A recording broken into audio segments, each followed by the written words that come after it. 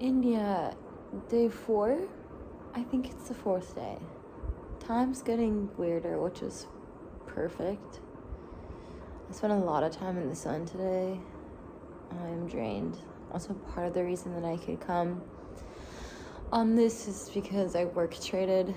So today I hung out a lot with a really cute 2-year-old. But it's tiring. I feel like I figured out motherhood today, or like the epitome of motherhood, because well, we went swimming in this pool, and I'm like very much like a slow and steady, like I don't like to shock the system. But it's amazing, like, because kids have so much vitality and like life force energy that like they radiate heat, and like they don't have the same kind of neural pathways to, like, I'm sensitive to cold water, but that developed over time for whatever reason. But she just like just getting right into the water, no problem. It was a hot day, but when we were swimming, it was like, you know, a little bit more in the evening, and it's hose water, which is really great, like in the day. I was like, okay, let's go a little slower.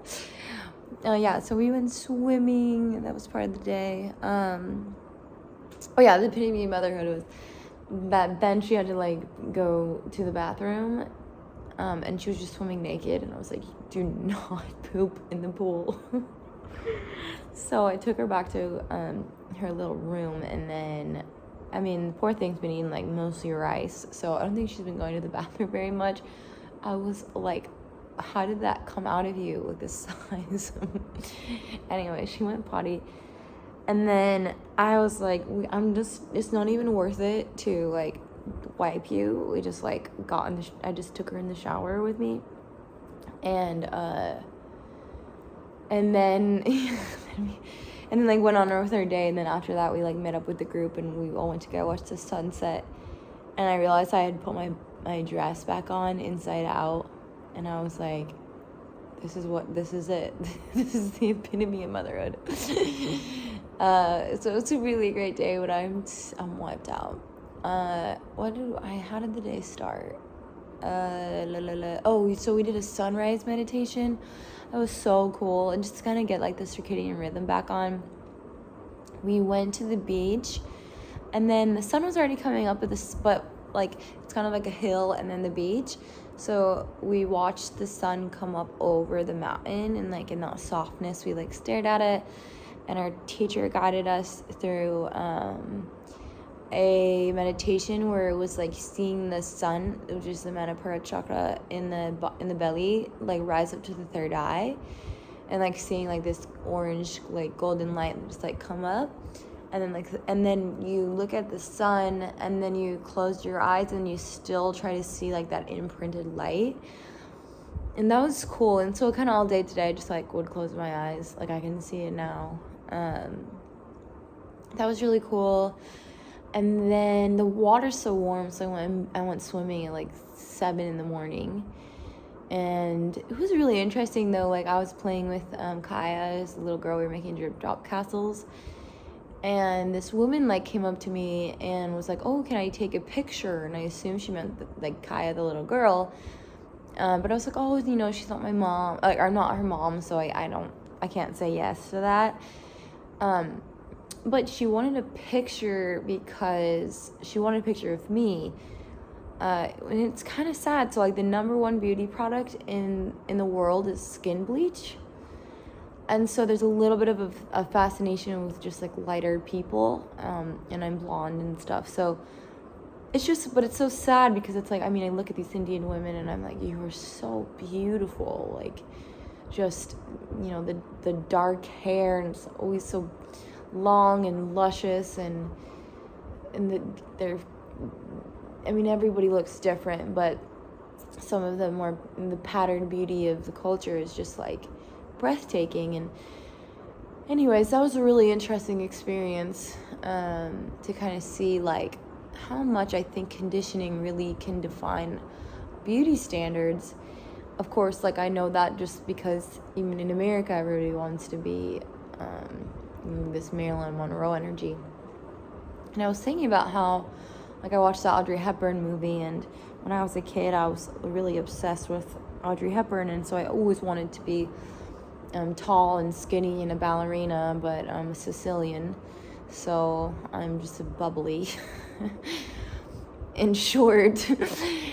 and so it's just, but like I was, I conditioned myself because I would rewatch Audrey Hepburn movies over and over and over again, and so that became my idea of beauty standard.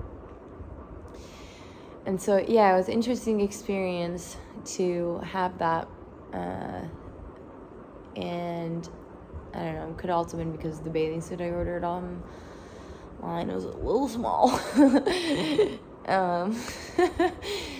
So, yeah, so we went swimming in the morning, and then we went to our yoga class, and that was so great. It was juicy as fuck. We did a lot of, like, standing poses, so a lot of just, like, pushing down into the ground, which was really grounding, especially because a lot of people arrived last night from the plane.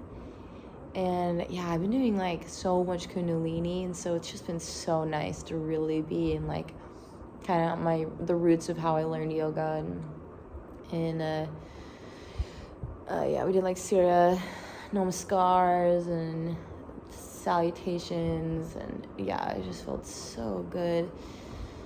So yoga today, and then it was breakfast time. It was so fucking good. They have like mung bean sprouts, which are just so good, and they always have fresh juice.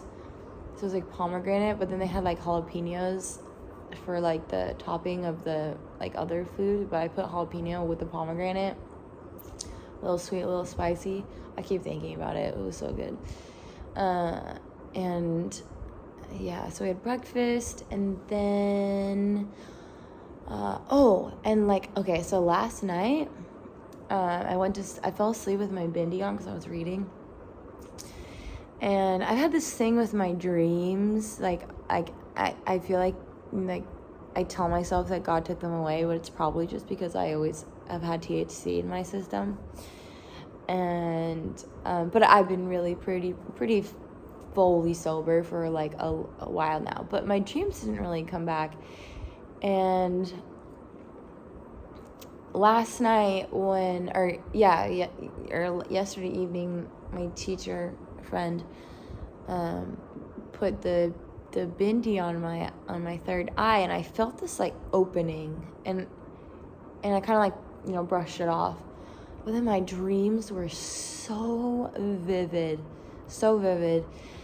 and someone that I mentioned in my last video, I was talking to one of my friends at this cafe, and he's in his 60s, and we were talking about like relationship dynamics, and he was saying like it's really important for law of attraction for me to like let myself dream and to visualize and imagine the things that I want. Like if I want kids, like see myself in 5 years with those kids. And when I start like I really end up closing off to that because I don't want to be disappointed, and I also like worry like I don't want to take anyone's free will, so I try not to be specific about anything like that. But he was saying, like, no, like, be specific and think about what you want and dream, basically, just dream. And I feel like that also just gave myself permission to dream. Like, I'm definitely a daydreamer. But that's even, like, ADHD or, like, daydreaming is, like, as a kid, like, that's a little bit of a trauma response because you're not necessarily present in your reality. It's, like, a little bit easier in the imagination. And so that was definitely my reality, was very imaginative. My parents are amazing, but partially just because, there's trauma there. And so, yeah, it was just so healing to have those dreams all night. And it was just like, it was like all the things that I wanted. They felt so real. Like, it was just like I had like little babies running around and horses, and yeah, it was really cool. And then a part of the dream switched, and I like met up with my aunt, and she was with, well, maybe it's because of the horses, I have association with that, but she taught me how to ride horses. And anyways, there was this moth butterfly. She called it a cicada, which is like those like grasshoppers that are usually in like the South in America. And I was like, that's not a cicada. And anyways, then like right after that, it like started like its butt started like making these like little things come out, like in and out, and I was like, ew, like it's gonna poop. And then it gave birth, and it was just all these butterfly moths that were like gooey and wet, but like really colorful. Were just coming out of this thing, and then they were like all over, and they couldn't really fly because they were like too moist. And it just felt like such a metaphor for just so much of just like me thinking that something's gonna be shitty and it's not, and it's transformation, and it's colorful, and it's wet like the feminine, and yeah, so that was cool just to have that dream. And then I woke up and I thought I like made it through the night, but then I looked at my phone and it was only like 1, and I was like, dang it. And I rolled right back to sleep, so it was all fine, but that was an interesting dream. And so then all day today there's this like little like moth thing, and it's really, really tiny, and it's they're so cute. One landed on my yoga mat, and they're like this big, and I don't know like if this one was like carrying something. They're like white, and it was carrying this like little, it looked like a thread behind it, but I was like, is that like your family member? It was so cute, this little tiny moth thing. But yeah, I just kept seeing all these like beautiful flying creatures, and I was like, okay, dreams and reality are combining. And so that was a total digression from the linear version of my day, but that's how my brain is. So after that, after yoga, breakfast, then we kind of had like the day to ourselves. So I went to with my buddy, my wise buddy, to this coffee shop, and I'm a cheap date, so it's kind of nice though, because I definitely think I'm in a retreat with a bunch of people that are not work trading. So that was really nice, just to get coffee and a croissant and talk about wise stuff. He told me this really great book I need to get called Attachment Styles, or Attachment, about different attachment styles. And he was explaining like, because you like your childhood, like you have different ways of like of relating to people. You can have like an anxious attachment style or an avoidant attachment style. I think I'm a combination, which I guess is a thing. But like it was cool, like just like how to like have mature relating. It's like you're aware of what triggers you, and then you just say that, like. And I definitely, like, in my past experiences, am very like have been very like concerned with the healing process of people that I'm just friends with or beyond friends with. And it was really nice, like, even that was such a frank conversation of like, you don't need to heal anyone, like they can heal themselves. And like, it's really important for me just to identify and be able to communicate like my own needs instead of just always worrying about somebody else's. So yeah, I've just been doing a lot of just like time to reflect, and like time to reflect with people that are trying to nurture me and like trying to make me a better person, and like not feeling like I have to take care of everybody, and like just letting myself receive. And it's just been so healing. So yeah, I had a nice little coffee with Frank, and then then we went back to town, or back to our retreat, and then I took a little nap and then ventured back out. And I hadn't really ventured by myself, partially because of nervousness, but I was like, no, you're good, you're fine. So I went back to town, and I kind of wanted to like practice haggling a little bit. And so I got 2 really pretty dresses and a silk scarf, which is what I really wanted from watching the Audrey Hepburn movie. She wears a scarf around her head and like wraps around her neck. And honestly, I was like in the sun a lot, and I was kind of feeling like I wanted some protection. And it was interesting though, everyone I was talking to, and I know it's like partially because like at least the area where we are, they like the tourists because it's a huge way that they make income. But it was interesting that so many of them, or two people that I was speaking with, both said the same thing, which is, you can pay me back later. You can pay me back later. Because I was kind of saying, like, oh, I'm traveling, like, this is so beautiful, but I want to give you what you're worth, and I can't. And they would lower the prices, and that was an honest answer. But it was so interesting to be like, I trust you. You can pay me back in 2 months. That's one guy kept saying, in 2 months.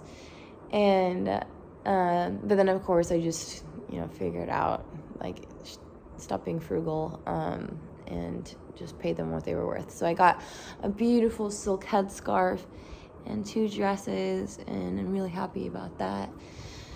And like the fabrics here, it's like all like really nice cotton. They have a huge cotton industry, and it's just and silk, and like just quality, because everything's often handmade, and it's just so beautiful. Really excited. I wish I brought a lot more cash in like another duffel bag.